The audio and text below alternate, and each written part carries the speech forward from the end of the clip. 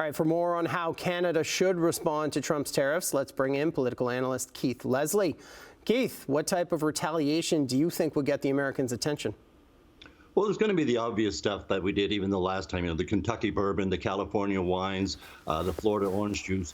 But to hit them nationally, to get their attention, to get Trump's attention in particular, it's going to have to be, as Premier Ford suggested earlier, despite what Premier Smith and Mr. Blanchette say, it's going to have to be energy exports. We're either going to have to counter tariff them or cut off the supply of electricity and oil and gas. I mean, if that's not on the table, Canada doesn't have many cards to play. So that's the thing that's going to get the attention most of the American consumers if we deal with our energy exports to the U.S. Doug Ford is justifying a provincial election. Trudeau's setting up a federal one. How can our politicians be focused on this U.S. tariff threat if they're busy with elections? Well, even though he's now a lame duck prime minister, at least Trudeau is not running again. He's not really invested in the liberal leadership per se. So he can at least focus on dealing with Trump and trying to avoid these tariffs before they come in.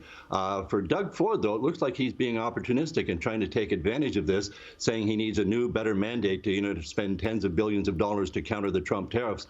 Well, he's still got 16 months left in his current mandate, and it's a massive majority government, so there's really no need for him to go early, and it's a really risky thing. I mean, we remember back to 1990 when David Peterson went early because of the bad economic things on the horizon, and we ended up with Ontario's first NDP government. So it appears Doug Ford is trying to take advantage of this situation, and an election may not be what Ontario needs right now, especially when we have one scheduled for June 2026.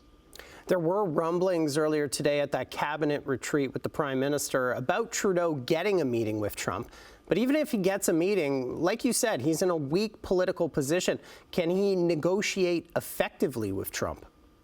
Well, who knows? I mean, if Trump sits down with him, that's to everybody's advantage. I mean, it gives a chance of changing the dynamics, having Trudeau stop being, slapped around a little bit by Trump. But maybe we can get him, get some confirmation from Trump. He said last night he was thinking about February 1st.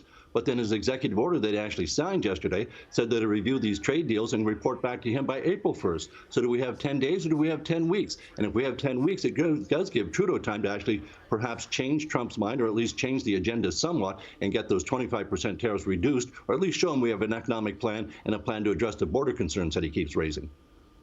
How do you think Trudeau and Ford are doing so far in pushing back against these tariffs?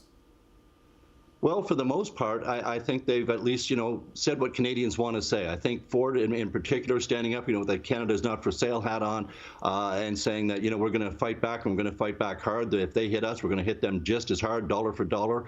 And we've had Trudeau essentially saying the same thing. So I think that's what most Canadians want, as opposed to the basically appeasement type thing that Premier Smith in Alberta is trying to put across. Well, yeah. Well, tell me a little bit more about how you feel about Smith's strategy here. She seems to be maybe going it alone. Well, she does, although now Premier Blanchette apparently is going to help her out as well. I understand her wanting to protect Alberta's oil and gas. I mean, Ontario wants to protect its manufacturing base as well, especially cars. And Premier Trump said yesterday he wants all that car plants brought back into Detroit, brought back into the United States.